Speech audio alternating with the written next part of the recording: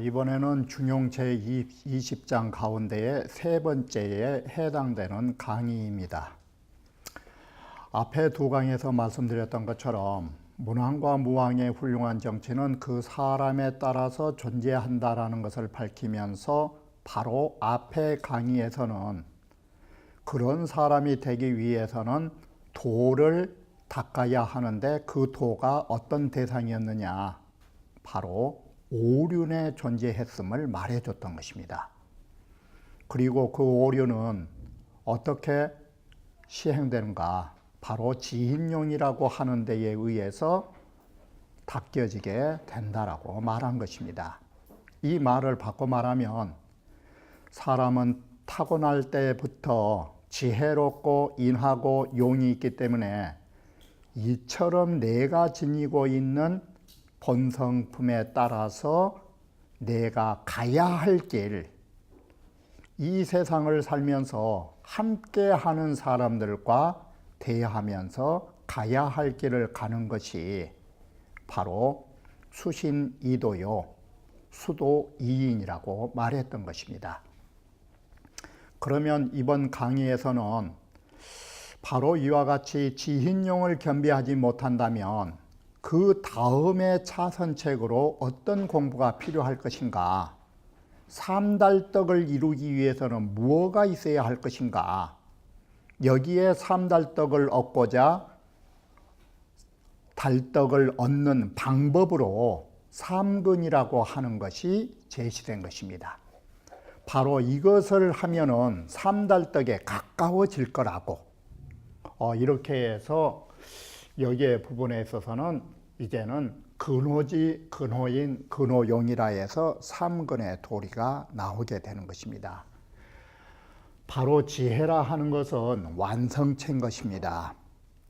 이런 지혜에 접근하려면, 접근한다라는 것은 지혜에 다가서려면 뭘 해야 될까? 학문을 좋아하라 이것입니다. 우리는 학문을 좋아한다라는 것이, 예를 들어서 내가 중용 한 권을 좋아한다고 해서 지금 지혜가 이루어진 건 아닌 것입니다. 지혜가 이루어질 수 있도록 우리는 접근해 가기 위해서 중용을 좋아한 것입니다. 바로 이러기 때문에 학문을 좋아한다라는 것이 그 자체 지는 아니다. 그러나 지에 접근하는 방법이다. 접근하는 바로 공부가 되는 것이다. 이렇게 해서 우리는 학문에서도 지혜에 접근하려면 뭐가 있어야 되느냐? 조화로자. 좋아하는 성심이 있어야 지혜로워질 수 있지. 오늘도 책 펴놓고 내일도 책 펴놓으면서 엄한 생각들을 한다면 이게 지혜로워질 수가 있을까? 이게.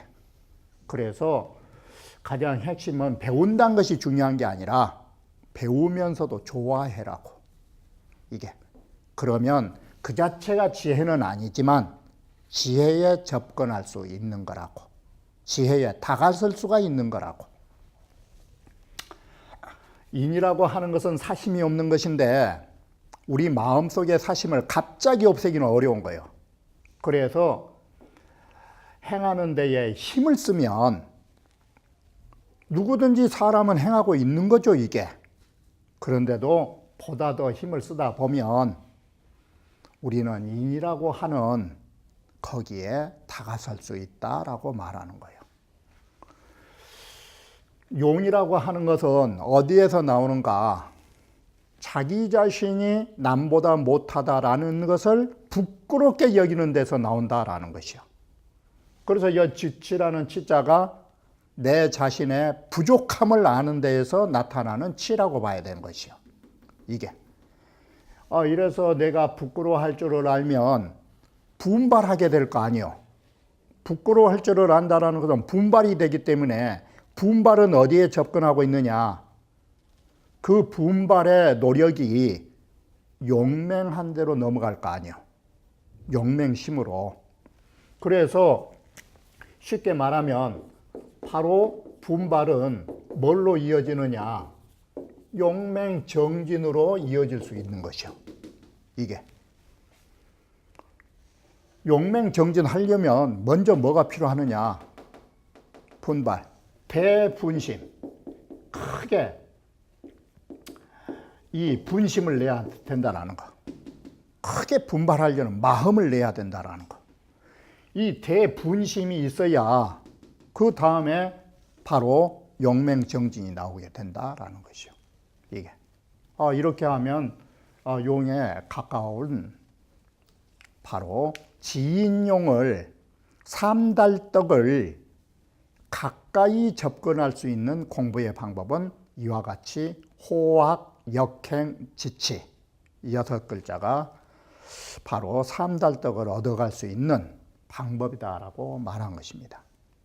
앞에서 말한 삼지와 삼행과 삼근을 도표로 만든 것은 이 부분은 본인이 만든 것이 아니고 정약용의 여유당전서 중용 강의보 생지 안행도에 근거한 것임을 말씀드리는 것입니다. 정다산 선생은 어떻게 이걸 썼느냐? 생지 안행은 성인이시다. 바로 성인에게는 호황, 역행, 지치가 필요 없다. 이게 바로 현인은 학이지지와 리행지를 하시는데 여기에 호학 근호지와 역행 근호인이 붙을 수 있다. 이게 범인이라 하는 것은 어렵사리 알아가고 억지로 행하는 것, 그것은 지치의 근호용으로 하면 가능할 수 있다라고 봤던 것입니다. 이렇게 해서 삼지, 삼행, 삼근을 종합하면 성인과 현인과 범인이 이런 차이점 속에서 기질과 바로 사람이 살아가면서 공부하는 양상이 어떻게 달라지고 있는가를 보여주는 도표라고 할 수 있을 것입니다.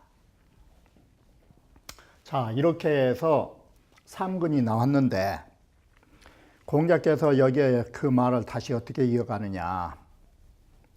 지사삼자면 여기에 속삼자는 삼근입니다. 세 가지 것을 알면 이 말은 뭔 소리냐?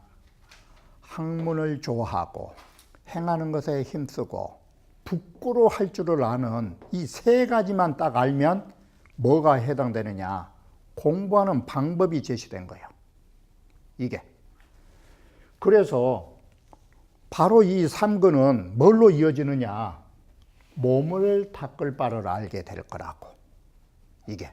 바로 이게 삼근은 공부고, 이런 공부를 할 줄 알면 몸 닦는 방법을 알게 되는 거라고. 이게.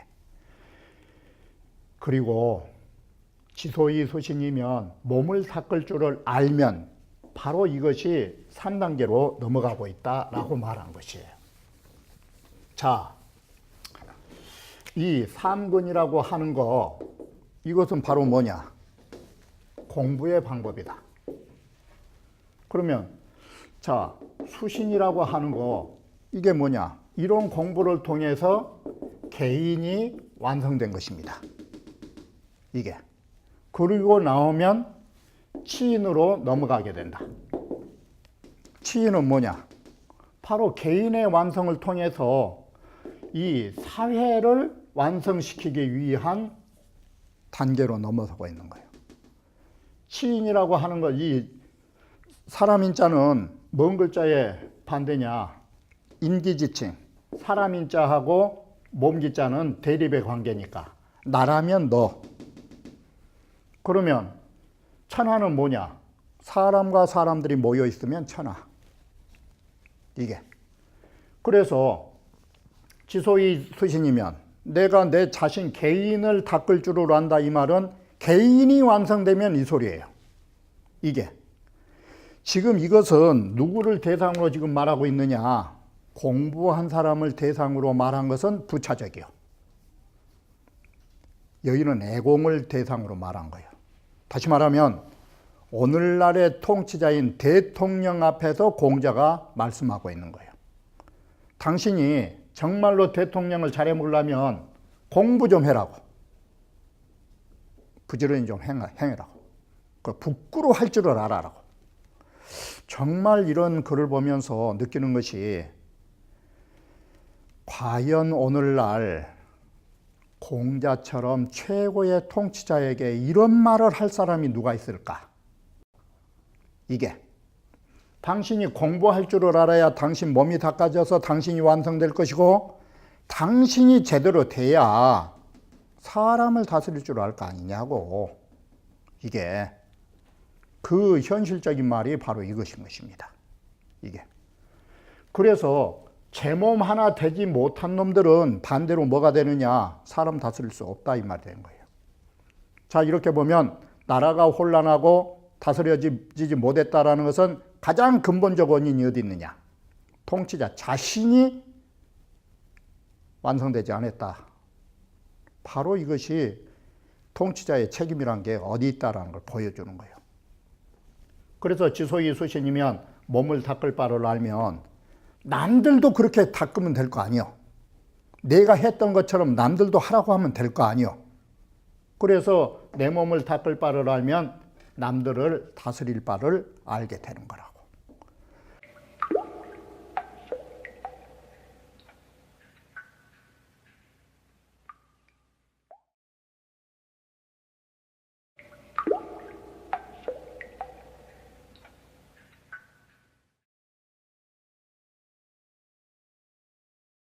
이렇게 남들을 다스릴 줄을 알면 그 군중이 많아지면 뭐가 되겠어? 천하국가가 되는 거예요.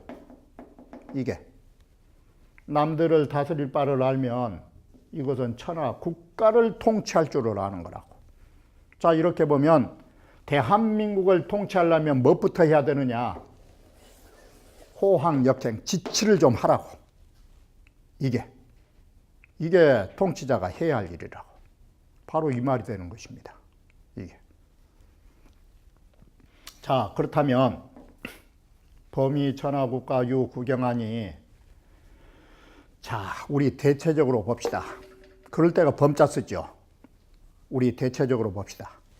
무릇 천하국가를 다스린 데는 9가지의 불변의 원칙이 존재하는 것입니다. 법경자, 변할 수 없는 법. 정치하는 데에는 9가지가 통치자에게 존재해야 합니다. 그게 뭐냐? 결국은 9가지지만 이 글이 무엇이냐? 대학으로 말을 치면 경물치지 성의 정심 수신 제가 치국 평천하예요. 조목만 달라요. 대학에서는 경물치지 성어 정심 수신 이렇게 해서 세분화되어 있었는데 여기에서는 수신 하나로 다 묶어버린 거예요. 첫째, 몸을 닦아야 할 것. 두 번째, 존현인데 어진이를 높이라고 하는 것인데 이게 어디에 해당되느냐? 내 스스로 몸을 닦아야 하지만 내 스스로 안 될 때는 뭐가 필요해요? 어진이를 높여서 내가 도움을 받아야 돼요. 그래서 존현도 수신에 해당되는 거예요. 자력으로 하면은 수신, 남의 힘을 필요로 하면 존현. 이 두 가지는 통치자의 몸을 닦는 데 해당되는 거예요. 이렇게 해서 수신이 두 가지를 먹으니까 몸 닦고 나면은 수신 다음에는 뭐예요? 제가 아니요, 제가.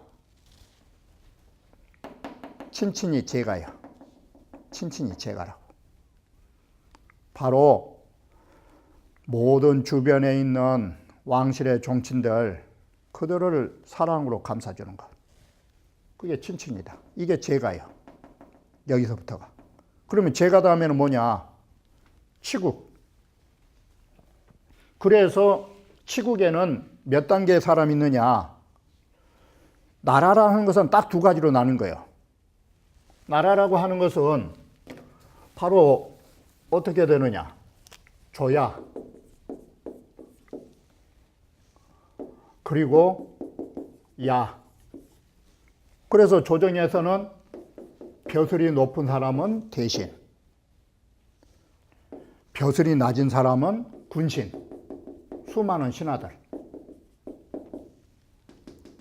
바로 이 들녘에는 뭐가 있느냐? 일반 백성들, 그리고 여기에 기술자들. 바로 크게 나누면 줘야지만 세분화하면 네 가지로 분류하고 있는 거예요. 그래서 여기가 치국에가 대신, 군신, 서민, 백공이 들어간 거예요. 이게. 그리고 평천은 뭐냐? 나라 밖 사람. 그게 유인하고 제후. 이게. 바로 이와 같이 조정으로 보면 조정 안에서는 두 부류가 있는데 대신은 존경하고 수많은 공무원들은 내 몸처럼 맡겨주고 이게 이제 체득할 책자가 그들의 처지를 우리가 알아야 된다 이 소리예요. 군신의 처지가 수많은 공무원들이 뭘 원하는가를 알아라고. 이게 조정에 관련된 것이고 자서민야와 레백공야와 수많은 백성들을 자식처럼 아껴주고 모든 기술자들이 찾아오게끔 만들어주고 그 다음에는 치국 평천하로 넘어가니까 외국에 있는 멀리 있는 사람이 찾아오면 이게 온방지인 아니요. 국외지인. 나라방 멀리 있는 사람이 찾아오면 그들을 부드럽게 대해주고 제후들을 품어주면 이게 되는 것이니라. 이게 바로 나라를 다스리는 데 있어서 9가지의 불변의 원칙이다. 이게.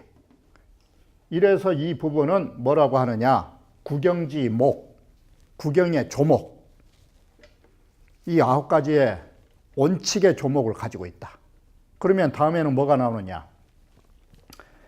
앞에서도 말씀드렸던 것처럼 사람을 설득하려면 해야 할 일부터 말하면 사람이 질려버린 거예요. 그러니까 좋은 것부터 먼저 말해준 거예요. 공효초부터. 구경을 해놓으면 이렇게 좋다고. 이게. 그러니까 마치 어린애들 설득시켰을 때 공부만 잘하고 나면 나중에는 뭣도 좋아지고 뭣도 좋아진다고. 그 공효초의 설득이요. 그런데 공부 잘하려면 어때? 아침에 일찍 일어나고 하기 싫어도 좀 해라고. 그건 뒤에 말하는 거예요. 이게 설득하는 문장의 논리구조예요. 그래 여기도 공효초가 먼저 나와요. 이게 국영지 효, 국영의 조목. 자, 예를 들어보자. 이게 얼마나 기분 좋아 이게. 수신즉 돌입하고 몸만 닦아놓으면 나라 통치하는 모든 돈은 절로 서버린다고. 이게 나 하나 몸만 닦아놓으면 이 세상에 안 되는 게 없다고. 도가 다 성립된다고. 그리고 초년즉 부록하고 어진이를 높여가지고 스승으로 내가 모시고 살면 세상 사는데 의혹이 없다고. 이 얼마나 기분 좋아 이게. 선생만 모시면 내가 세상 사는데 의심 없이 살 수 있다고. 그런데 한번 뒤집어 생각해 보면 선생 말씀 순종하면서 선생 모시기가 얼마나 힘든데 이게. 그런데 이렇게 결과로 보면 기분 좋은 거예요. 훌륭한 선생 높이면은 의혹되는 일이 없이 세상사 막힌 일 없이 산다고. 얼마나 이 기분 좋은 거냐 이게. 그리고 친친즉 제부곤제 불온하고 바로 친한 친척을 친히 여기면 수많은 백숙부라든지 수많은 사촌 형제며 친형제며 모든 사람들이 원망하지 않고 얼마나 좋겠냐고. 그런데 원망 안 듣고 일가간에 살기가 얼마나 투자를 해야 되는데 이건 공효초야. 한 집안 잘 지낸다고. 형, 대신즉 불연하고 대신을 존경하면 현혹된 일이 없을 것이고 그래서 대신이 마음대로 일을 잘할 것이고 제 군신즉 사지모래 중하고 많은 신하들을 내 몸처럼 살펴가지고 그들의 처지를 알아주면 군신이 그 수많은 하급 관료들이 임금에게 보답하는 얘가 참 준위해서 충성할 거라고. 그리고 자서민즉 백성이 권하고 서민을 자식처럼 맡겨주면 어떻게 될까?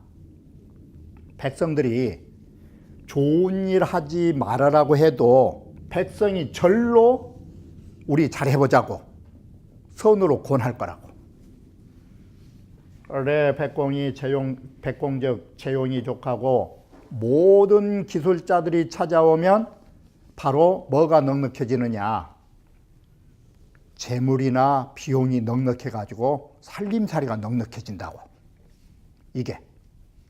그리고 유원인적 멀리 있는 외국 사람들을 온방 멀리 있는 사람들을 부드럽게 받아들이면 사방의 사람들이 다 우리나라 몰려옵니다. 이게 제후적 천하외진이라 제후를 다 품어주면 천하 사람들이 다 우리에게 두려움을 가질 것입니다. 이 법은 어떤 법이냐? 이건 간단한 논조예요. 제후를 품어주면 왜 천하가 두려워하느냐? 먹은 사람치고 잔소리를 못하고 꼬리를 내리니까. 강아지도 왜 짖느냐? 주면은 꼬리를 살랑살랑 흔든 거예요. 이게 회 저으면 천하외지법이요. 이게. 얻어먹으면 그 앞에서 욕 못 쓰는 법이요. 바로 이것이 제후들을 품어주면 천하는 절로 나에 대해서 두려워할 거라고. 뭐 때문에 두려워하는데? 이게. 바로 이렇게 해서 바로 이 구경의 효라고 하는 거, 이게 천하 통치 방법이시죠. 그러나 다음에 이어질 부분은 이런 것을 얻으려면 거기에 따라서 무엇을 해야 할 것인가? 다음에 강좌는 구경지 공이라 해서 천하를 다스리는 구경을 하려면 어떤 일을 해야 한다라는 것을 조목조목 말하게 될 것입니다. 그러면 다음 강좌에서 말씀드리기로 하겠습니다. 오.